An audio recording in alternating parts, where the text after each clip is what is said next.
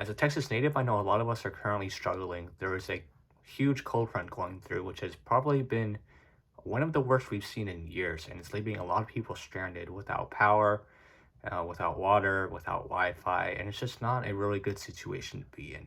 Fortunately for me, I still have power and I still have Wi-Fi, so I figured that I would use my good fortune to brighten up some people's day by reviewing this. This is the high-grade Future Century Burning Gundam.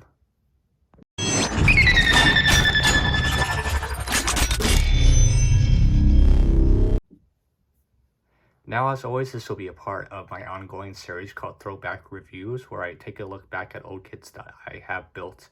And in these videos, they're going to have very little edits, and these are going to be completely unscripted, so I will say whatever comes to mind. So yeah, this is the third episode of this, and with what's going on, you know, I figured this would be a good opportunity for me to look at my favorite Gundam, or one of my favorite Gundams from my favorite anime, which, as I said, is Mobile Fighter G Gundam. Now, for a quick backstory, if you don't know what G Gundam is about, basically instead of fighting in wars like what we're usually accustomed to seeing in other Gundam series, instead of wars, the space colonies have decided that they are going to send down representatives from each country to fight in a Gundam fight. And basically, the arena is the Earth. And by this point, the Earth is almost completely destroyed. There are still some people living on it, but it's not very good living conditions. And it's basically just turned into a big playground for these Gundams. So yeah, that's the basic story, and each country, as I said, has their own Gundam and their own pilot that represents their country. So in this case, if you don't know, the God Gundam is Neo Japan's Gundam, and it is actually the second mobile suit that Japan gets in this series. The first one, of course, being Shining Gundam, and the pilot is the main protagonist in the anime, who is Domon Kashu. So yeah, it's a more goofy anime, admittedly, comparing it to some of the other more serious Gundam titles, but honestly, I really love it just because it doesn't take itself too seriously, but at the same time also has a lot of like serious themes and tones throughout the show, and it plays itself straight. It just runs with all the goofiness that it has going for it, and yeah, it's just really good and has a really great story as well. So I highly recommend checking out G Gundam if you haven't already. But that's not the point of this video. In this video, I'm talking about this kit here. And yeah, for looks, I honestly really do love how this looks, which is unsurprising because it is based off my favorite Gundam. So I already love the design. So let's get a closer look in here. Let me just kind of close. If you can't tell, at the beginning of the video, I had it in the super mode, which I will talk more about later, of course. So let me just spoil some of the transformation and just get it back into its normal mode here. So these just plug in here like that. And let's do the same thing to the other side. Oh, and a problem with this kit is that these parts of the shoulder like to pop off, so I'll recommend gluing these in. And let's just replace his burning Gundam, burning finger, which I'll talk more about later, with his normal fist here. Now, as a full disclaimer, I don't have all of the accessories for this guy. I only really have the burning fingers. I don't really know what happened to his other accessories. I've had this model kit for a while now, and I've had them packed up for a while as well, because I did move. Well, it's been a while now since I've actually moved, but I just haven't had a lot of time to really unpack a lot of my collection, so a lot of it's still been boxed up. But anyways, let's get back to the topic at hand, and let's get a closer look at the kit itself. So starting off first, I absolutely love that face sculpt. It looks so good. It's looking at it from different angles, man, this just looks so good to me. And of course it does help because I did put in the time and effort in panel lining this guy. And yeah, if you have this kit, definitely be sure to panel line it, especially all of that detail in the face just pops out when you just add a little bit of panel lining, and it looks so good. This is definitely one of my favorite Gundam faces, if not my favorite. It's really a mashup between this and the Shining Gundam. I really don't know which one I like more, honestly, because I love both of them. But yeah, this just looks so good. This literally just looks like it came out straight out of the anime. And obviously the eyes and the cameras are stickers. But these nice metallic green stickers that really just look good. And on the other side, I don't know if there's supposed to be a sticker for the back camera or not, but it's looking a little plain there because it's now of course, the metallic stickers. But man, I just can't get over how good that looks. Honestly, this face sculpt looks a lot better than the Master Grade, which actually I had the Master Grade. I never finished building it, but I can show you the face just so you can see the differences here. Well, apparently I just lied. This is the current state of my Master Grade God Gundam, and yeah, I haven't built the face yet. I could have sworn that I did, but yeah, this is the progress on the Master Grade version. And honestly, I don't know when I'll finish this kit, but when I do, I will probably do a review on it. I'm not sure yet. As you can see, these are already floppy. I don't know, this kit already seems better than the Master Grade, but this is also an older Master Grade. But anyways, let's just get that out there for now. So unfortunately, I can't really show the differences in the face sculpt between the high grade and the Master Grade. But believe me when I say that this looks good. It just looks spot on. Now going down the rest of the body, you know, the chest looks nice. There is some good color separation here. You get some nice white here. All this yellow you see is plastic. And as you can see here, if you open this up, this is one thing about the high grade version, which is not as good as the Master Grade version. Let me actually bring the Master Grade version back in to show the differences here. As you can see, the Master Grade, the inside part of this is actually yellow, which is accurate. This is not, so you're gonna have to paint that yourself. And the Master Grade has this really cool, clear, like jewel-like part that goes in there for the whole super mode.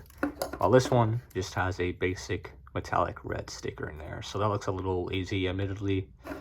So yeah, in this regard, it seems the Master Grade has the same issue as the high grade with these popping off. They just don't like to stay on either grade, I guess. But I was just saying, the chest on the Master Grade definitely looks a little bit better, and also the Vulcans are yellow, which they're supposed to be. Well, on this one, they are just the blue plastic, which, man, these seem to be a lot harder to get off than the Master Grade. But anyways, believe me, these are unpainted, so the Vulcans are just the same color as the blue plastic of the chest. Moving down, the waist looks pretty good as well, you know. And all of these lines, it does come with stickers for them, but what I did was that I actually just panel lined them myself with a black panel lining marker, and I do think it looks better than if I use the stickers. So the black lining you see going throughout the shoulders, on the waist as well, and on here, these are actually okay. I don't know why I did this, but these are stickers. This is panel lining. I don't know why I use the stickers here, but I guess I liked how these ones turned out, so I decided to just use the stickers here. And also on here as well, the foot, these are black stickers as well that I also just kind of extended down here with black panel line marker, or not markers, is panel line pin. So, and then taking a look at the back, this is the one ugly part. This part is, as you can see, hollow, and in the instructions they tell you to put the hollow parts facing the front. So usually you would see the hollow parts, which I didn't like that. I don't know why the instructions tell you to do that. So what I did is that I just turned these pieces around, so you have the nice red solid pieces showing in the front and the hollow showing in the back. And while it's still ugly looking in the back, it does look a lot better in the front, and you're mostly going to be viewing this Gundam through the front anyways. So yeah, these hollow parts is disappointing, but I guess they had to cut down on plastic to save on the price. I don't really know what the case was, but yeah, the back is definitely not as nice looking as the front because of those hollow red wing pieces there. And coming down here, you can see I did use the stickers here, which they don't look too terribly bad, but honestly they probably look better if you actually took the time to paint these yellow. And yeah, but overall this looks great. The proportions are spot on. Like, this literally looks like, oh my god, I just realized this is out of focus, I'm so sorry. But this literally looks like it came right out of the anime, and I am super impressed by the proportions of this high grade. And for stickers, I already kind of talked about all this black lining can be stickers. I just actually went in and pan lined it myself. These yellow parts here are stickers. There's stickers on the eyes and on the cameras that I already mentioned. The sticker inside the chest that I already mentioned as well. And the stickers on the back here. And I think that's about it for stickers. At least for now anyways. So now, before I get into the accessories and gimmicks, as always, let's go through the articulation. So starting off, the head is on a simple ball joint. So I can go up and down, side to side, rotate, but not a full 360 because it runs into the shoulder guns. And this part actually likes to come off too.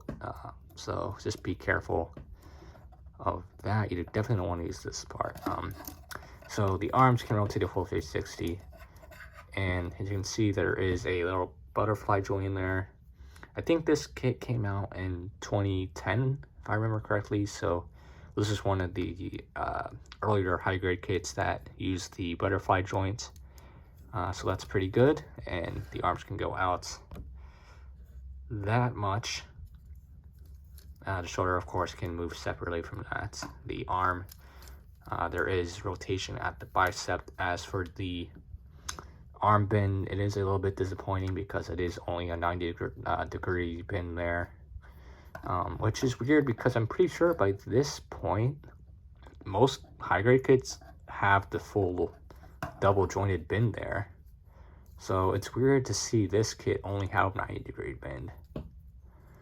But moving on, the hands can of course rotate 360, go in and out, side to side, do all that good stuff. The waist can rotate. It won't be able to rotate a full 360, but it runs into the backpack. So if we actually just take this out, there goes that shoulder piece again. Just reattach this because I really don't want to lose these shoulder pieces.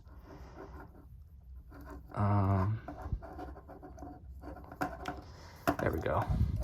So with the backpack detached, the waist can rotate a full 360. You can go in and out, or side to side a little bit. And there goes this part. I'm just gonna leave this off for now. Yeah, so side to side and forward and backward a little bit as well. For the waist, these can move separately. I don't remember if I actually cut them because what I usually like to do is if these two waist parts are together, I like to cut them so they can move separately from each other. And I'm pretty sure that's what I did with this kit. Correct me if I'm wrong. If not, then these can move separately from each other. I'm pretty sure if we didn't cut them, they would be just moving together. So yeah, these can move out really far. They can go all the way up there.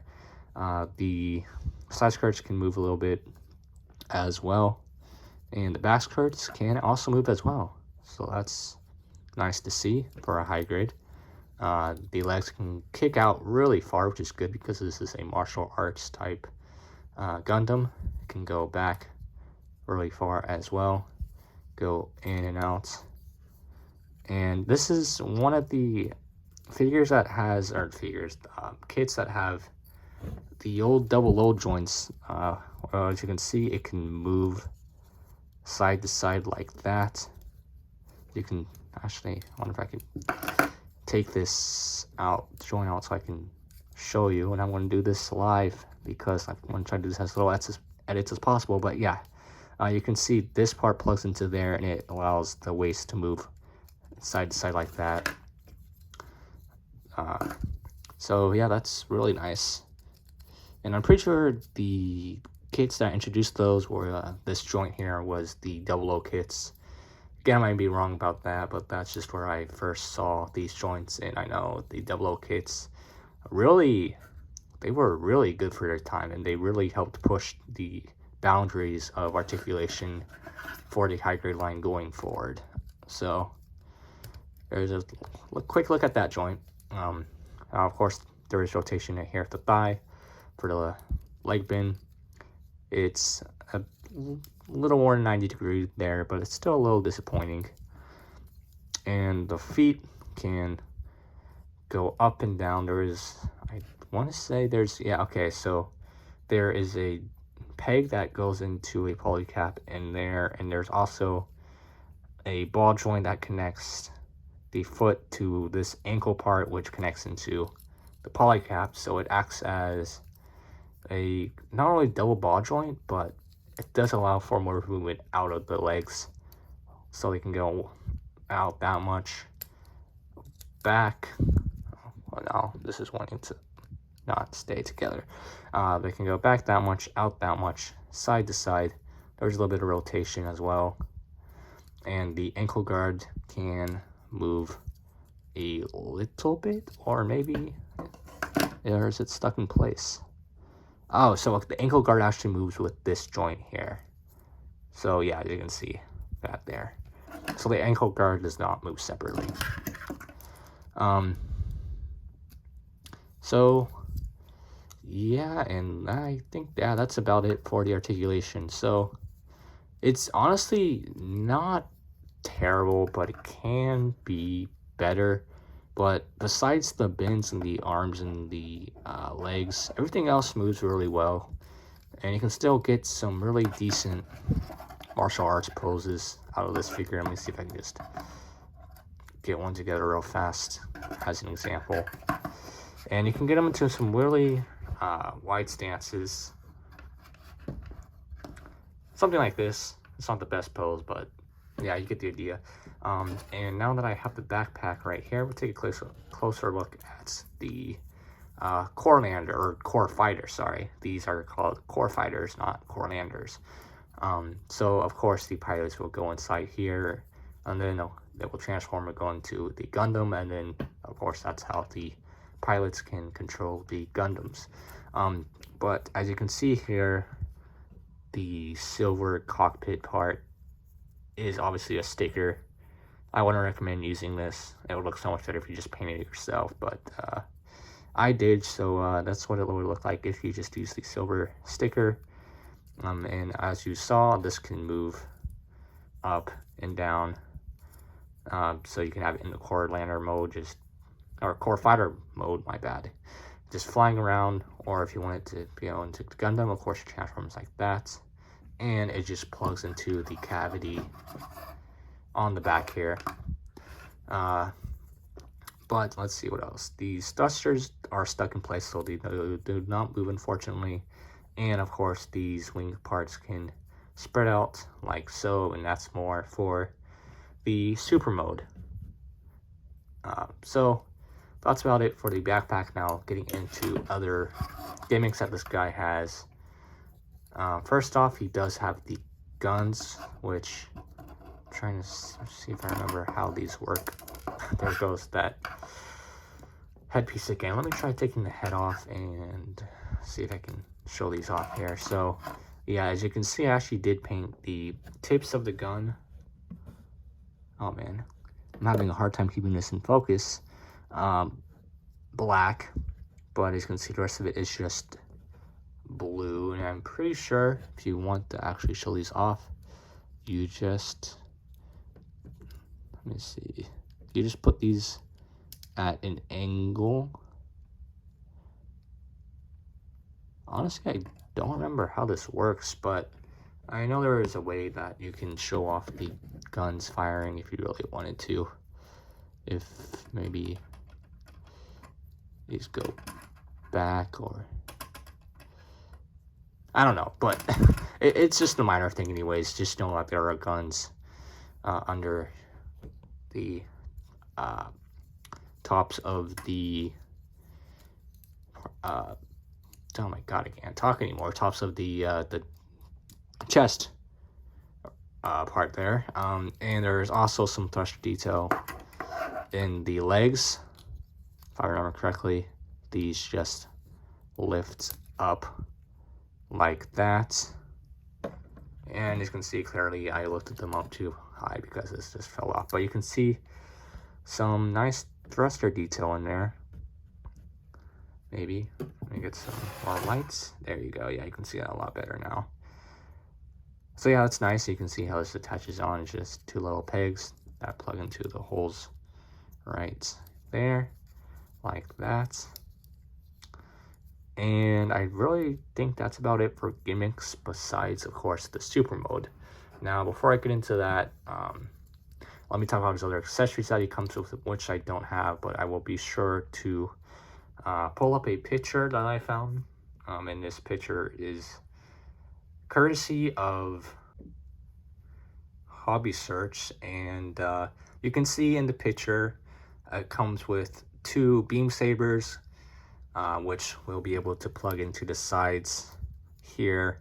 But not only that, it comes with a set of closed fists as well as open fist. And then in this other picture that I will show you, it comes with some more karate style hands that has a hinge joint, so that you'll be able to hinge the hands a little to get into more karate type poses.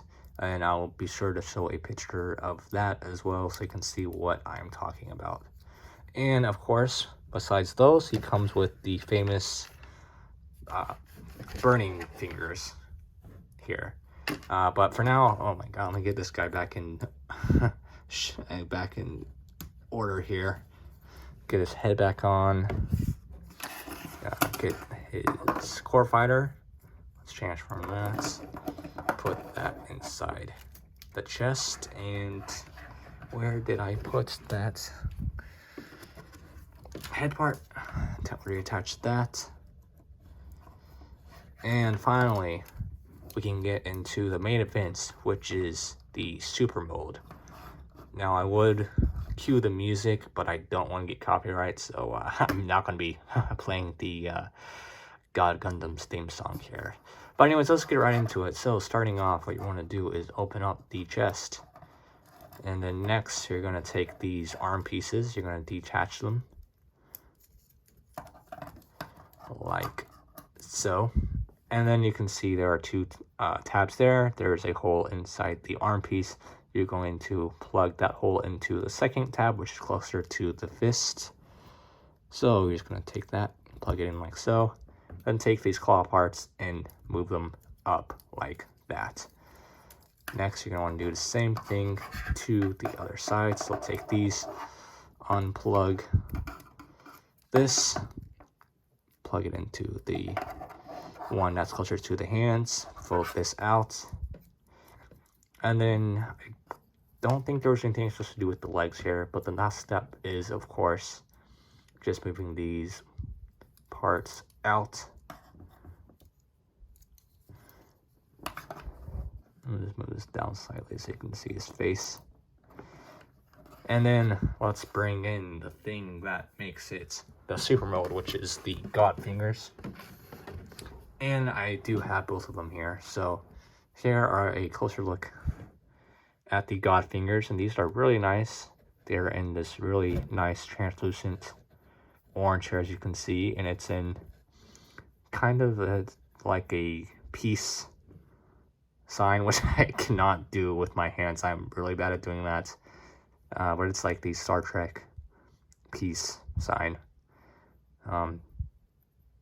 And yeah, it's just really cool. It's a really cool attention to detail that's actually doing the proper hand motion there. And of course, they can attach on to the hands, or to the arms simply by unplugging the hands, and then plugging these in like so. So there you go. Now you can have them doing the burning finger, or in Japanese it would be the God finger, since in Japan this was called the God Gundam, and then in America they changed it to the Burning Gundam. So there you go. And if you wanted to, you can of course give them 2 burning fingers. So let me just do that. And yeah, there you go. That is what he looks like, fully transformed into the super mode. And yeah, this is the reason why you want this figure, because this just looks so cool. Oh man, yeah, for looks, this is definitely a 10 out of 10 for me. And it's not just because I love this Gundam, which, I mean, obviously it does kind of play a little bit into it. But man, the proportions just look so good. And even though the articulation is hindered a little bit, you can still get into some awesome poses like this. So now let me just do some quick size comparisons, and then I will give you my final thoughts on this model kit. So starting off, here is the high-grade God Gundam with the high-grade Sandrock. And as you can see, the God Gundam is taller, which I don't know how accurate that is, because I'm pretty sure these suits are around the same size. But I also know that a lot of the wingsuits were smaller suits anyways, so this might be accurate, but I'm not 100% sure, as I said. And yes, as you can see, I did actually finish snap building this kit, which, if you don't know, this is the kit that I'm doing for the build off with Plastic Disaster. If you want to know more details on that, go check out the Shattered Glass playlist. Yeah, I do plan on painting this guy. I just haven't been able to because of the bad weather we've been having. But definitely stay tuned. I will have a full build video out for this guy, as well as with me painting, customizing, do all that fun stuff. But anyways, moving on. Next comparison we have is with the, of course, Beyond Global RX-78-2. And as you can see here, the God Gundam also towers over it. This God Gundam model kit is really tall. It also could be because of the spiky V-fin that the God Gundam has.